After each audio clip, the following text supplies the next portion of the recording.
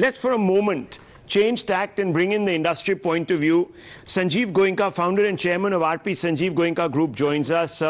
Thank you very much for speaking to Times Now, Mr. Goenka. How do you rate this budget? What are your first impressions of the budget? Well, thanks for having me here, Rahul. But let me just say that, generally, typically after a budget, you say, we want kuch aur chahiye, Dil Maange More. This is a budget which really leaves you not asking for anything more. And what do you expect from a budget? Focus on capex, focus on inclusive growth, focus on entrepreneurship, focus on startups, focus on agriculture, focus on infrastructure. Focus on simplification, focus on decriminalization, and almost every taxpayer will be paying less taxes. It literally covers the entire canvas. What more can you want? So for me, it's great, it's outstanding, it's comprehensive, it lays the foundation for huge investments going forward, not only in 23-24, but for the next several years. But Mr. Goenka, many would ask that question. Good afternoon, this is Navika here. Many would ask that question that every year, India Inc. gives these huge numbers on a scale of 10, 8 and 9 to the budget. But at the end of the day, private investment hasn't really come up to the expectations. My question today to you would be, now with this budget, when you say that Dil ko sab kuch mil gaya hai, Dil cannot mange more, then will we actually see the private investment rate going up? And are we looking at a turnaround in that sense? For sure. I think let's not forget that the last 2 years, you had the backdrop and the shadow of COVID looming large. So private sector was, I think, naturally being cautious in terms of committing. The focus was on deleveraging, the focus was on consolidation, and the focus was on capacity utilization.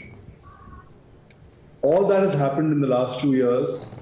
Now, I think people are reasonably confident of investing, and you will see investment coming forward. I think there is no doubt in that.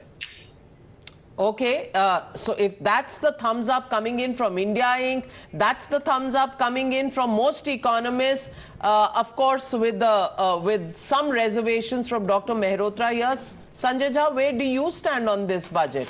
It talks about fiscal discipline, it talks about tying up, and there is a subtle message there when states have been given a target of 3.5% fiscal deficit and 0.5% tied to power sector reforms, which means free revdi, free bijli, pani, all that will have a little bit of a check. I'd like to ask the economist, the business strategist in you rather than the politician in you, how do you rate this budget, Sanjay Jha? In short, Navika, it's a ho-hum budget. You're more of a politician than I ever believed. No, we are students of political economy, so let me explain to you with hard data. India Inc. was similarly very exuberant when Nirmala Sitharaman gave those huge tax breaks in 2019. I challenge anybody from India Inc. today to tell us all how many jobs have they created, and after getting a 1,45,000 crore tax concession, if your private has still not reached the levels that it had done in the phase of the 2004 to 9, when it reached 38% GDP, what are we talking about? Number two, where is inclusive growth? I would have liked the FM to start her speech by first apologizing to the farmers of India, because Navika, this is the year 2022. Farmer incomes were meant to have doubled. And if you look at it in real terms, the farmers are worse off than they were before. Third, I'm quoting government data. If you look at the last survey that the government released, it accepted that 82% of workers in India, and I'm including agricultural labor, urban poor, urban workers, etc., their real incomes today are lower than what they were pre-pandemic. So exactly, if you look at the numbers today, there's worry.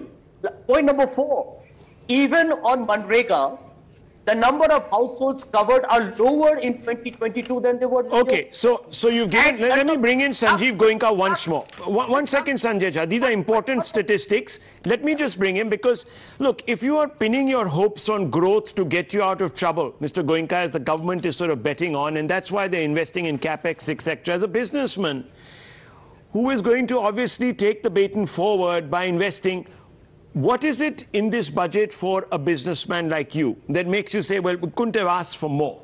Does it address your needs? You know, frankly, this budget, and it's not specific just this budget, but it's the actions of the government over the last 12 months, 18 months, 24 months. There has been a strong focus on infrastructure creation. There has been a strong focus on simplification. There has been a strong focus on decriminalization. There has been a focus on encouraging startups. Look at the number of unicorns that have been created with startups. So the enabling atmosphere or environment for investment is good. It's strong. India is a great market. India has a vision going forward. Most of the other economies in the world are facing headwinds. India is probably one of the very few economies in the world which, thanks to the actions of the government, is having a very strong tailwind.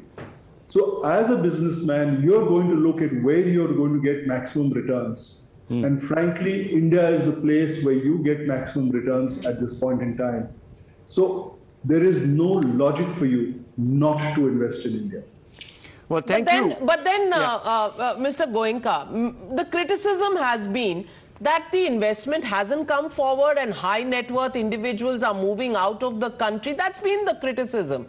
So if you say there is an enabling atmosphere and you know, the rules of the game are to push growth, then how do we actually keep these conflicting actions that seem to be happening? Let's not forget that the last 2 years were COVID inflicted. And corporate India focused on consolidation, focused on actually being cautious, on deleveraging. So it was a different environment. It's the first time in 2 or 3 years that you're free of the specter of COVID. So you're able to think ahead. COVID hit us like a bolt from the blue. Okay. And I think now corporate India is actually looking at investment, is looking at growth, and is convinced that the world markets will respond, but India is the place to invest.